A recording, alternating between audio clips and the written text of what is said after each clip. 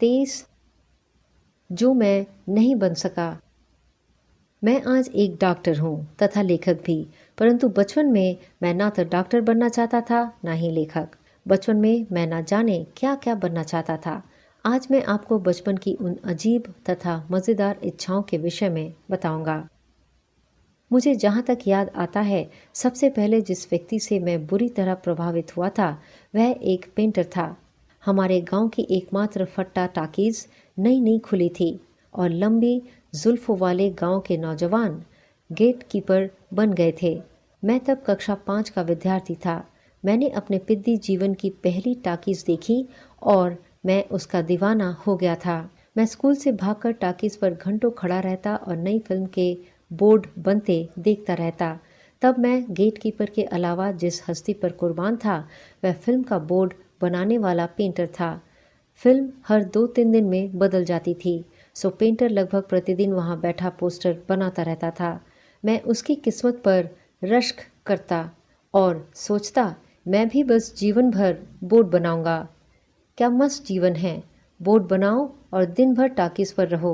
परंतु बाद में मैंने उसी पेंटर को टाकीज के मैनेजर के सामने 10 रुपये एडवांस के लिए गिड़गिड़ाते देखा, तो उस दिन से मेरा भ्रम उसके विषय में टूट गया। मैंने तय किया कि मैं पेंटर नहीं बनूंगा। तब तक यूं ही मेरी नज़र गेट कीपरी के भव्य धंधे पर पड़ चुकी थी। मुझे लगता कि जिंदगी तो बस गेट कीपर की है, शेष मनुष्य तो पशुओं सा जीवन जी रहे हैं। गेट कीपर की भी क्या शान है, तीनों शो मुफ्त फिल्म देख रहे हैं। मुझे ये बात किसी ईश्वरीय वरदान की भांति लगती थी कि कोई मनुष्य तीनों शो में रोज़ फिल्म देखे। मैंने तय कर लिया कि मैं जीवन में गेटकीपर बनकर ही रहूँगा। इधर मेरी पढ़ाई चौपट हो रही थी, उधर मैं फटेहाल सा बनकर स्थानीय लक्ष्मी टाकीज के मैनेजर से मिल रहा था। उस बेचारे ने मुझे अनाथ समझकर शाम वाले शो के लिए गेटकीपर रख लिया। दूसरे ही दिन जिस आदमी का पहला टिकट मुझे फाड़ने का अवसर मिला वे और कोई नहीं, स्वयं मेरे पूज्य जी थे। उन दिनों पिताओं के बीच अपने बच्चों को पीटने का जबरदस्त रिवाज था। पिताजी ने मुझे मारा, मैनेजर को मारा, 2 गेट कीपरों को मारा और मारते मारते मुझे घर लाए। टाकीज का मैनेजर मेरे पिताजी से क्षमा मांगता रहा कि उसे पता नहीं था कि यह सरकारी अस्पताल के डॉक्टर साहब का लड़का है। इस चक्कर में मैं छठी की छमाही परीक्षा में फेल हो गया, जिसके उपलक्ष्य में मेरी और पिटाई हुई। इस प्रकार गेटकीपरी का भूत मेरे सर से उतरा। मैंने अब पढ़ाई में मन लगाया। धीरे धीरे मुझे लगने लगा कि मुझे हेडमास्टर बनना चाहिए। दुनिया का सबसे रौबदार धंधा यही लगने लगा मुझे। अधिक काम भी नहीं, बस सुबह सुबह प्रार्थना के समय मूछ लगाकर बच्चों के सामने खड़े हो जाओ। प्रार्थना के बाद 10-12 बच्चों को तबीयत से झापड़ रसीद करो और अपने कमरे में बैठ जाओ। बीच बीच में कमरे से निकलकर पुनः इस उस क्लास में घुसकर बच्चों पर आघात हमले करो और शाम की घंटी बजते ही छाता उठाकर रास्ते के बच्चों को मारते हुए घर चले जाओ। मैंने तय कर लिया कि जिंदगी में हेडमास्टर ही बनना है। यही सोचकर मैं नकली मूंछों की तलाश में बाजार घूमने लगा और पिटाई की प्रैक्टिस अपने छोटे भाइयों पर करने लगा। परंतु इसी बीच एक बार जिला शिक्षा अधिकारी ने अपने दौरे पर हम लोगों के सामने ही हेडमास्टर साहब को ऐसा फटकारा कि मेरा उत्साह भंग हो गया। मैंने अब हेडमास्टर बनने की इच्छा त्यागी और स्कूल की घंटी बजाने वाला चपरासी बनने की ठानी। मैंने सोचा कि अब तक मैं बेकार ही भटकता रहा। अरे जिंदगी तो इसकी है, जब चाहा घंटी बजाकर स्कूल की छुट्टी करा दी, बाकी टाइम बैठकर बीड़ी या सिगरेट पीते रहे। मुझे लगता कि इस धंधे में बीड़ी पीने से कोई नहीं रोकेगा, वरना तो एक बार मैं छिपकर पिताजी की सिगरेट पी रहा था तो उन्होंने पकड़ लिया था और मारपीट पर उतर आए थे। तब मेरी समझ में नहीं आया था कि जो चीज़ पिताजी इतने शौक से पीते थे उसे हमें मना क्यों करते थे। वह तो बाद में पिताजी को दिल का दौरा पड़ा तब सिगरेट की हानियाँ समझ में आई। खैर, तो मैं इतने लाभों को देखते हुए घंटी बजाने वाला चपरासी होना चाहता था। परंतु एक दिन मैंने देखा कि घंटी वाले को नौकरी से निकाल दिया गया, क्योंकि उसकी नौकरी 20 वर्ष के बाद भी कच्ची थी और उसकी जगह एक नया आदमी आ गया जो हेडमास्टर साहब के घर मुफ्त में पानी भरा करता था। बड़ा रोया वह, पर किसी ने न सुनी उसकी। मेरा एक और सपना टूटा। मुझे तब लगने लगा कि यदि मैं पहलवान होता तो ऐसे अन्याय करने वालों की चटनी बना देता, परंतु मैं बहुत ही दुबला पतला था उन दिनों।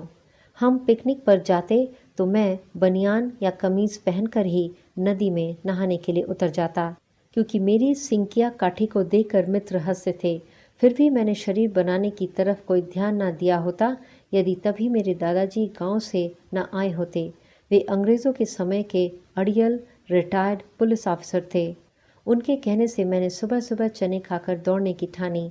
अफवाह ये थी कि ऐसा करने से भी व्यक्तित्व पहलवान हो जाता है। मैं 2 दिन तो ठीक ठाक दौड़ लिया। तीसरे दिन एक मरियल सा परंतु फुर्तीला कुत्ता मेरे पीछे दौड़ने लगा। उसने मुझसे प्रेरणा ली या उसके दादाजी भी पुलिस में जासूसी कुत्ता रहे थे, कह नहीं सकता। मैं कुत्ते से बचने के लिए उस दिन बहुत दौड़ा और शायद और दौड़ता रहता यदि सड़क से सटा हुआ वह गड्ढा न होता। कुत्ता कुछ मजाकिया भी था। वह गड्ढे के किनारे तक आकर मुंह बनाकर भौं भौं करके हंसता रहा और वापस चला गया। मैं राणा सांगा की तरह यहाँ वहाँ से घायल हो गया। लंगड़ाते हुए घर लौटने में मैंने तय किया कि पहलवानी में शरीर की तोड़ फोड़ के कई अवसर रहते हैं। मैं तोड़ फोड़ के खिलाफ था। मैंने पहलवान बनने का इरादा त्याग दिया। इसी बीच गांव में मेला लगा और उसमें एक जादूगर के खेल के बड़े चर्चे होने लगे।